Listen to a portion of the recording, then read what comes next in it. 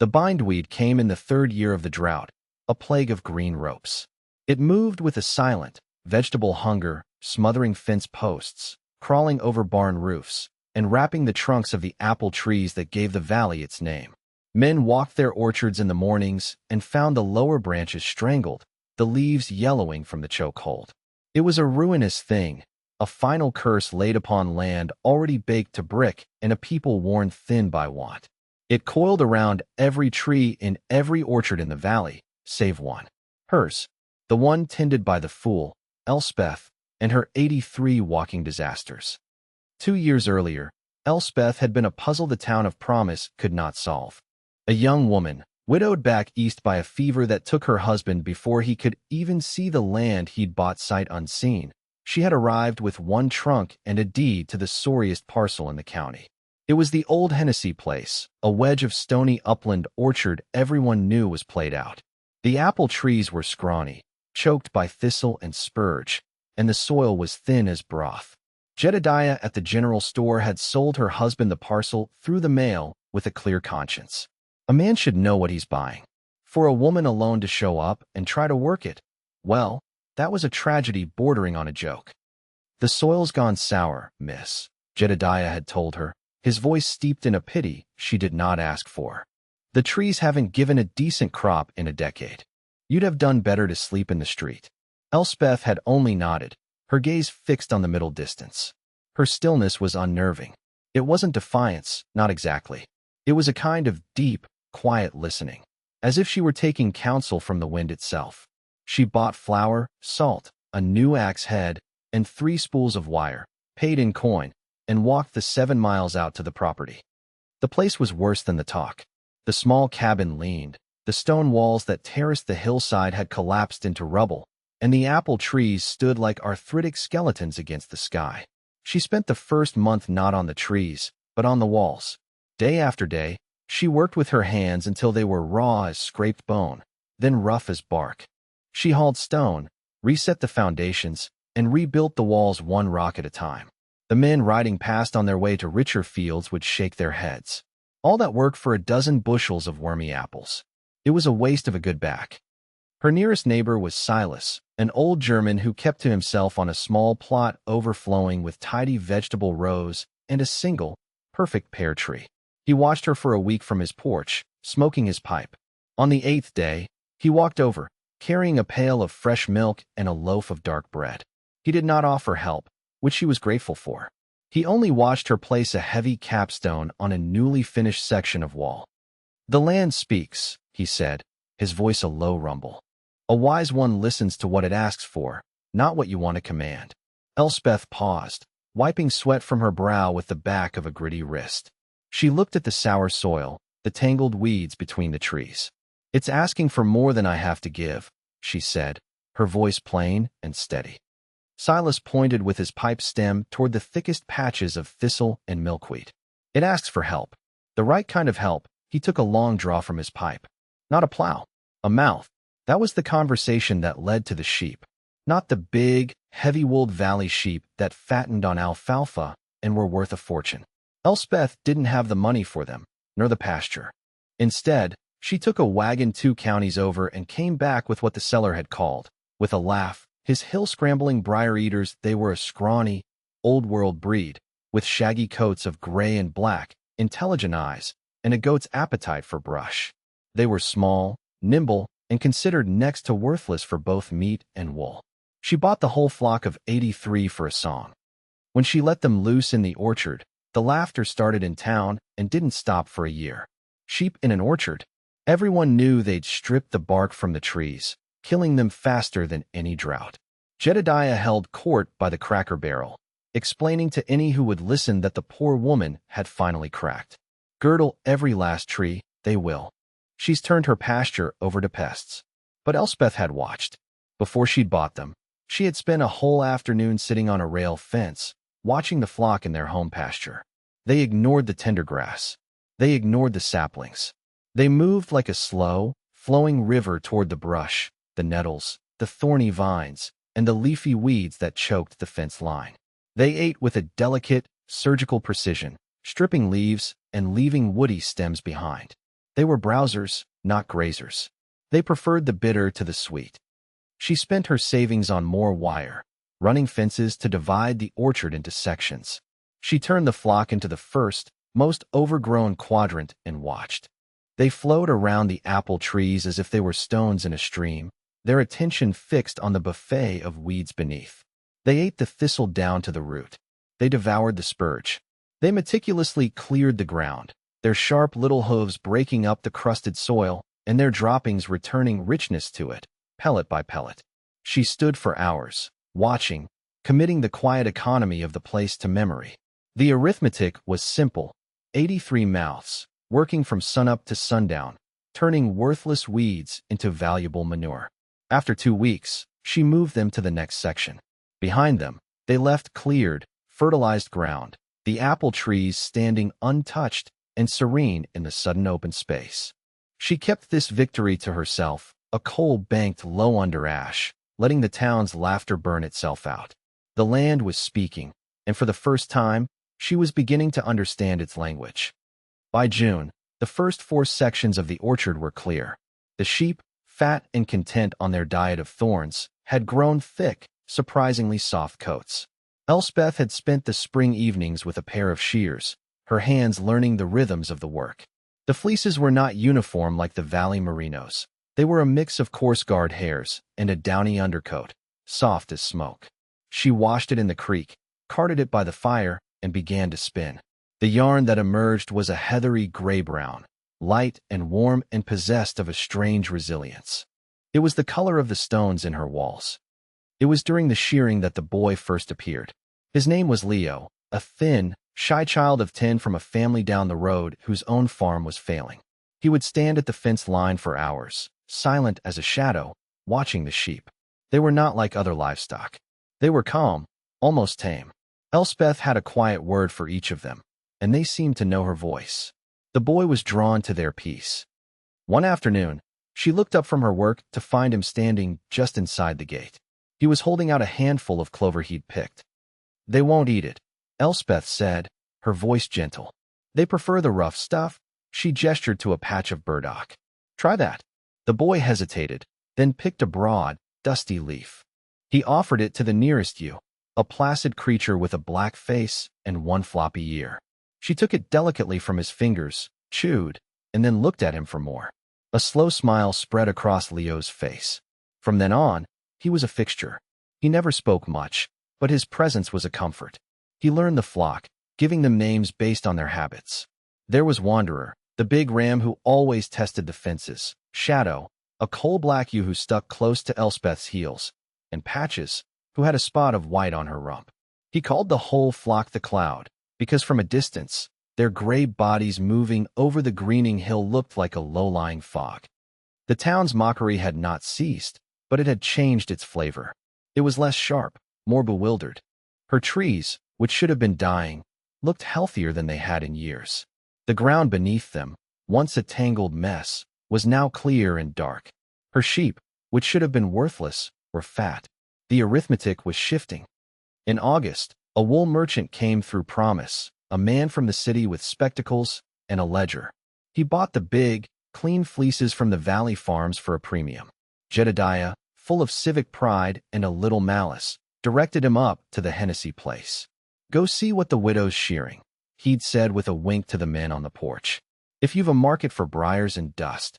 The merchant, a Mr. Abernathy, arrived in a smart buggy. He found Elspeth sorting her wool on a clean blanket spread on the grass. He looked at the shaggy, multicolored piles with a practiced air of dismissal. "An Old Hill breed," he stated, not asked. "Coarse fiber. Not much call for it." Elspeth said nothing. She simply picked up a handful of the carded undercoat, the softest part, and held it out. The man took it automatically. His expression changed. His fingers worked the fiber, testing its crimp, its strength. He rubbed it against his cheek. It was impossibly soft. "What do you do with the guard hairs?" he asked, his voice suddenly sharp with professional interest. "I spin them separately," Elspeth said, pointing to a basket of rough, strong twine. "For rope. Or rugs. And this?" he asked, holding up the downy cloud. "For shawls. For blankets." He stood there for a long time, looking from the wool to the strange, calm sheep grazing peacefully among the apple trees. He saw what no one in the valley had seen, not a mistake, but a system, a dual-purpose flock. He bought every ounce of her processed wool and all the twine, paying a price that made her breath catch. He paid more for her worthless wool than the valley farmers got for their finest merino, because one part of it was as soft as cashmere and the other as strong as hemp. It was rare. Before he left, he placed a standing order for the next season's clip at an even higher price. The news of the sale moved through the town like a grass fire. Jedediah refused to believe it. He'd seen the check, but he called it a fluke, a city man's foolish whim. But the numbers were on the ledger now. Elspeth paid off her account at the store and bought a new stove and glass for the cabin's broken window. The arithmetic had turned in her favor. Being right was its own kind of reply, and she offered no other. The second year began with a dry spring. The rains didn't come. The creek that marked the edge of Elspeth's property shrank from a brook to a trickle, and then to a series of stagnant pools.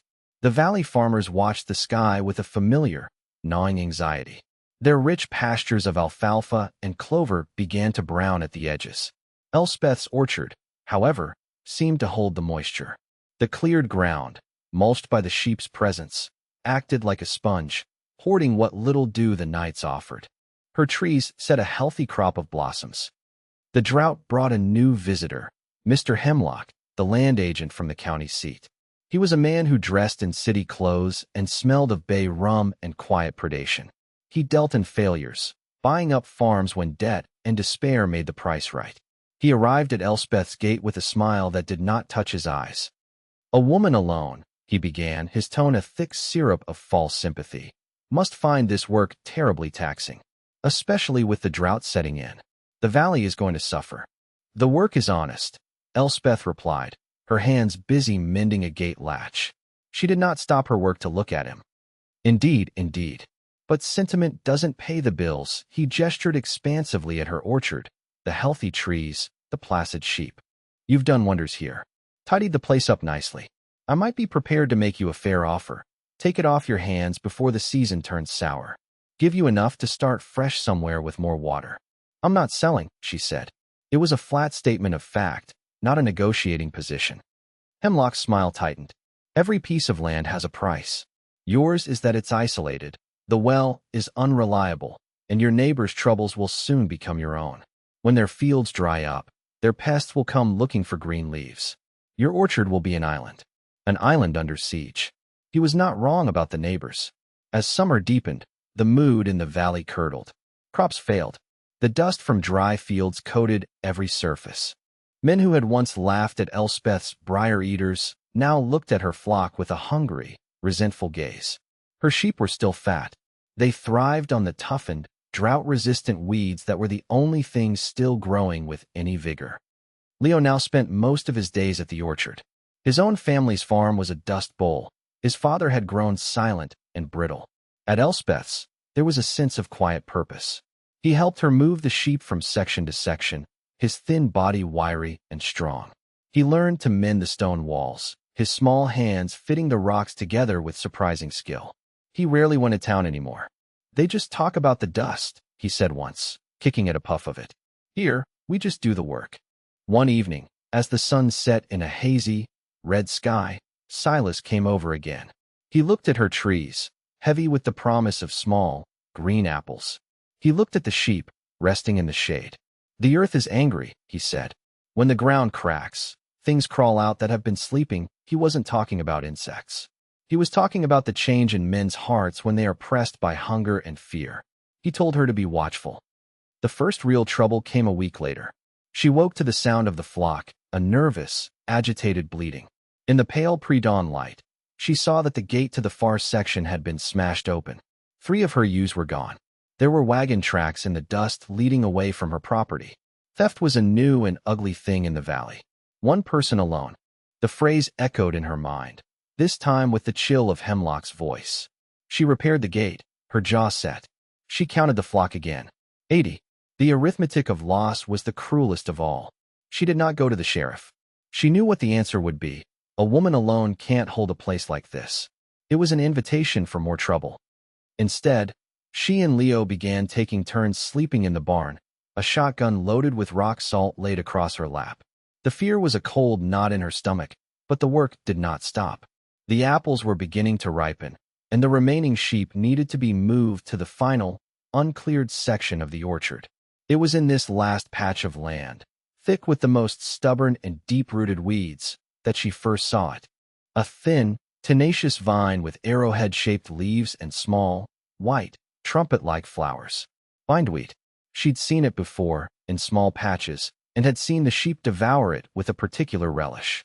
Here, it was a thick carpet, and the sheep waded into it like a feast. She thought nothing more of it until a few weeks later, when Jedediah's son rode out, his face pale with panic. "It's the creeper," he said, not even dismounting. "It's everywhere. Choking Pa's trees. The miller's too. Came up overnight, looks like." Elspeth walked with him to the edge of her property. From her high ground, she could see the valley floor. A sickly green tide was rising in the neat rows of the neighboring orchards. The bindweed, its growth accelerated by some quirk of the drought, was swarming the trees, its vines thick as rope, pulling branches down, smothering the leaves from the sun. The men were trying to fight it, hacking at it with hoes and machetes, but for every vine they cut, 10 more seemed to take its place, springing from a vast, unseen network of roots. It was a plague. She looked back at her own orchard. The ground was clear. The trees stood free, their leaves dark green and healthy, their branches heavy with ripening fruit. Her sheep, her 80 walking disasters, had been eating the enemy for 2 years, quietly, meticulously, before it ever had a chance to become an army. They had sought it out, prized it, and turned it into wool and flesh and fertilizer. She had listened to the land, and it had told her how to survive. The news spread faster than the bindweed. By afternoon, a small delegation of her neighbors stood at her gate. The same men who had mocked her, who had called her a fool, now stood with their hats in their hands, their faces etched with desperation and a dawning, terrible respect. Their pride was a palpable thing, a wall between them and the one person who could help. Jedediah was among them, his face gray as dust. He was a man watching his life's work being strangled before his eyes. "The weed," he started, his voice cracking. "It ain't touched your place." "No," Elspeth said. She leaned against the stone wall she had built with her own hands. She waited. "How?" another man asked, his voice rough with disbelief. Elspeth just looked toward her flock, now resting in the shade of a large oak. The cloud. The answer was right there, chewing its cud, peaceful and oblivious. For a moment, a hard, bitter satisfaction rose in her. She could shut the gate. She could let their orchards choke, just as they had tried to choke her with their scorn. She could wait for Hemlock to come and buy their ruined land for pennies on the dollar, and then buy it from him when she was the only prosperous farmer left. The thought was as tempting as cool water on a hot day. The arithmetic of revenge was simple and satisfying. But then she looked at their faces. She saw not just the fools who had laughed, but the fathers of children who would go hungry. She saw the fear that she herself had felt when she'd found her ewes stolen. She was not one of them, but their trouble was now her own. This was what Silas had meant. Being right was not enough. "It's the sheep," she said, her voice clear and carrying in the still air. "They eat it. They prefer it. They've been eating it since the day I brought them here." A stunned silence fell over the men. The simplicity of it was a physical blow.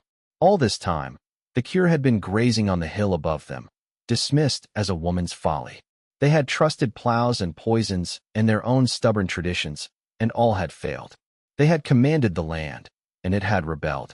She had listened, and it had rewarded her. Jedediah finally broke the silence. He swallowed, a dry, painful sound. "What would you ask, to let them graze my orchard? For a week." Here it was, the moment of her triumph. She could name any price. She held their livelihoods in her hands. She could demand cash, a share of their future crops, their apologies. She saw a flicker of calculation in their eyes, the fear of a ruinous price. From behind the cabin, Mr. Hemlock's buggy appeared, kicking up a cloud of dust. He must have heard the news and come running. He pulled up, his face a mask of predatory concern. "Gentlemen," he said, his voice smooth. "A disaster. A true disaster. But perhaps a blessing in disguise." He turned his gaze to Elspeth, dismissing the other farmers. "Miss Elspeth, You now hold the most valuable asset in this valley. Not your trees, but your flock. A monopoly. You could lease them out for a fortune. Or better yet, let nature take its course. I will buy every last one of these failed orchards for you. We could be partners. Imagine it. The farmers stiffened, their fear turning to anger at his raw opportunism. They looked from Hemlock's greedy smile to Elspeth's calm face. The entire valley held its breath. Elspeth looked at Hemlock, then at Jedediah, then at the other worn faces. She thought of the 3 stolen ewes. She thought of Leo, whose family was among those whose orchards were dying. She thought of Silas's simple gift of bread and milk, an offering between neighbors. She would not become Hemlock. She would not let him turn her victory into his brand of poison. There will be no charge, she said, and the words fell into the silence like stones into a deep well. Not in money. Hemlock's jaw dropped. The farmers stared, uncomprehending. The price, Elspeth continued, her voice gaining a strength she didn't know she possessed, is this. You will help me fence each of your orchards, section by section, so the sheep can be moved safely. You will provide fresh water for them, hauled from the deep well at the church if you have to. And you will stand watch over them at night, so that no more of them are stolen. She paused, and her eyes met Jedediah's. And the 3rd ewe that was taken from me, the one with the brown patch on her leg, I want her returned. The other 2, you can keep, to feed your family. Jedediah's face went from gray to crimson. He looked at the ground, shamed not by her anger, but by her grace. He was the one who had taken them, driven by the same desperation he now wore on his face. The antagonist reveals themselves through a slip.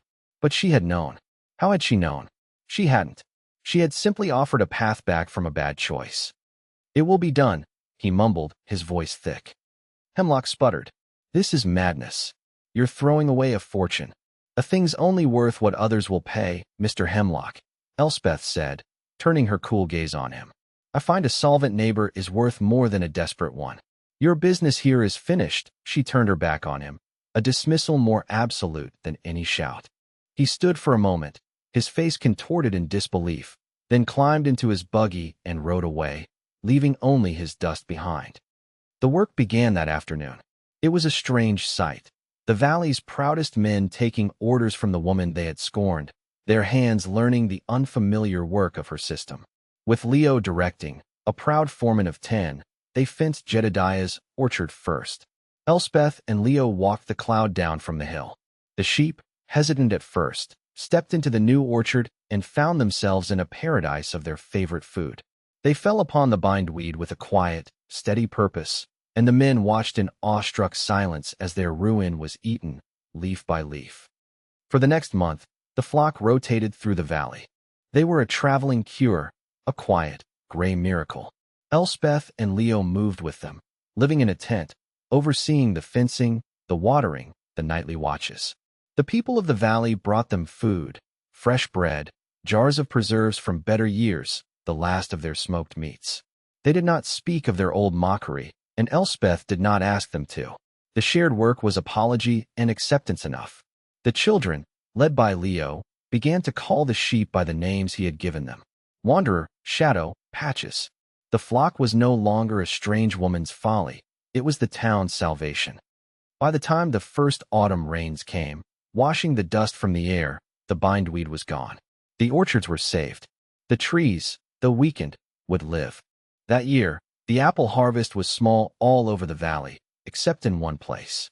Elspeth's trees, untouched by the blight and nourished for 2 years, were heavy with crisp, perfect fruit. She did not hoard it. She set a fair price, one that everyone could afford, and her cellar was empty by the first snow. One crisp fall evening, Silas came to her cabin. He sat by her new stove, warming his old hands. They shared a cup of tea in comfortable silence, watching the fire. The 81 sheep were safe in the barn, their bellies full.